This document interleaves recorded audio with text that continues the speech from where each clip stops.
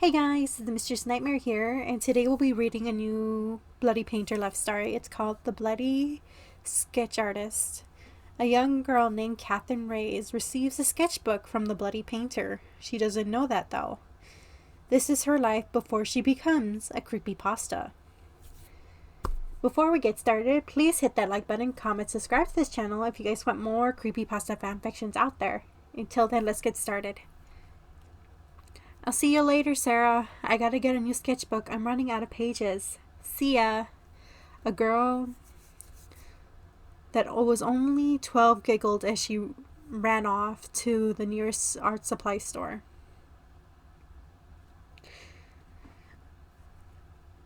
Hello, Branzies, she said to herself as she walked into an art store. Hello, welcome to Branzies.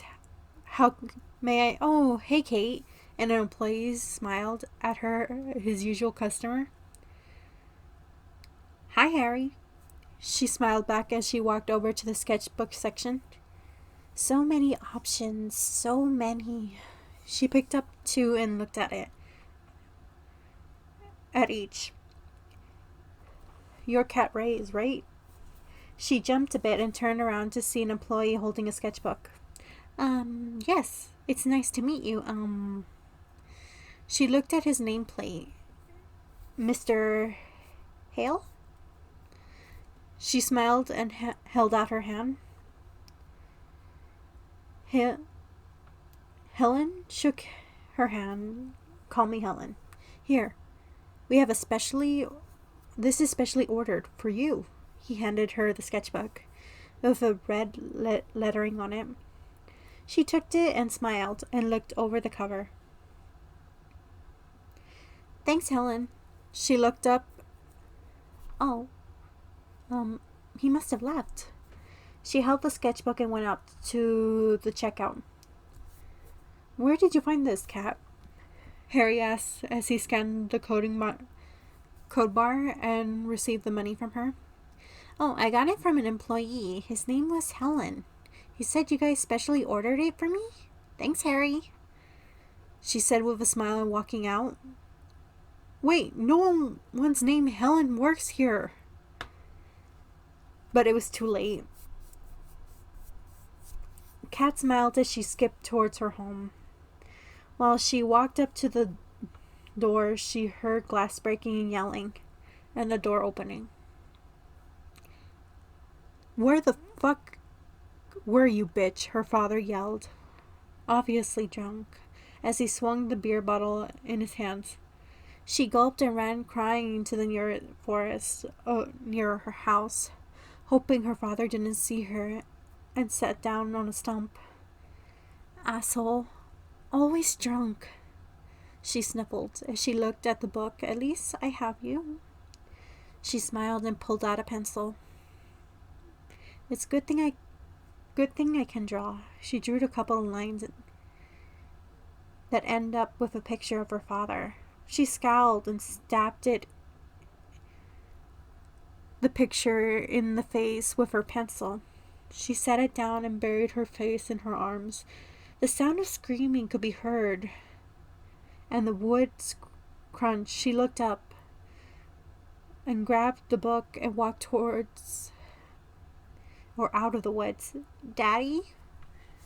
She walked over to the porch of her house. Her father laid on the bottom of the step with a piece of wood in his skull. Oh, sweet God, she gasped and covering her mouth with her hands. She fell to her knees and screamed, help! Her voice cracked as the neighbors came to her aid. One of the neighbors called 911 as the other held Kat as she looked at her father in horror. The police soon came after and asked her questions. Even though her father was dead, she was still frightened him. So she lied. I was in the woods drawing when I heard my dad screaming, and in the woods cracking. I was curious, so I went to check on my dad when I saw him. Her voice cracked a bit. Dead. He was like this on the floor, dead. she cried. The police nodded and wrote something down in his notebook. CPS came and took her into their custody. Hey, Catherine, we need to get your things. I'm taking you to a place where there's a lot of kids are. A CPS agent told her. She nodded and went into her house and into her room.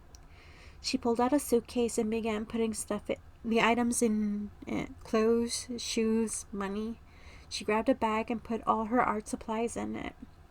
I'm ready. And can you please call me Kat? She asked the agent as they loaded everything in the trunk of her car. She nodded. Thank you. She got into the car and drove into a large building with kids playing in the courtyard. It was a fucking orphanage. She thought as she looked down the window. She sat back waiting for the car to stop. The engine turned off as the agent got out of the car and opened the door that was on her side. This is a very special orphanage. All the kids here have been through rough times, she said with a smile and got Kat's things out. So you must be Catherine Reyes. I'm Geneva Grace, and you can call me Miss G. It's nice to meet you. She held out her hand. Hi, it's nice to meet you, too. Can you please call me Kat? Miss G nodded and smiled. Here, I'll show you to your dorm room. You shall share it with a girl named Hannah. She waved goodbye to the agent and walked upstairs. Kat followed behind her with her stuff. She opened the door with an H on it. Hannah, we have a new girl joining us, she said as she opened the door. A girl stood up with black hair playing a violin. She stopped playing and looked up at us. She set her violin down and smiled and walked over to them. It's a pleasure to meet you. I'm Hannah James. She held out her hand. Kat took it and smiled. I'm Catherine Reyes. It's nice to meet you. They both smiled, and Kat put her things on the spare bed with a red blanket and started to unpack her things. So, Kat, what's your story? Hannah asked. She sighed and looked at Hannah. I honestly don't know. My dad slipped and fell and got impaled in the head with a piece of wood. Seems normal, but it took a look at it. She pulled out her sketchbook, and Hannah came over. I have a talent for drawing, and I drew my dad. I got mad, and I stabbed the drawing with a pencil in his face, his head area. Next thing I knew, there's a spike sticking out of his head. Hannah blinked and laughed. That's awesome. Drawing that means a girl here could cough up blood and sing what happens. Wait, before we do that, what's your story? She asked Hannah, hugging herself. My dad abused me until I had enough. I ended up killing him with a violin bow. She grinned. Kat laughed and pulled out a pencil. Let's get to it. Wait, what does she look like? Hannah pulled out a school yearbook. She went to my school.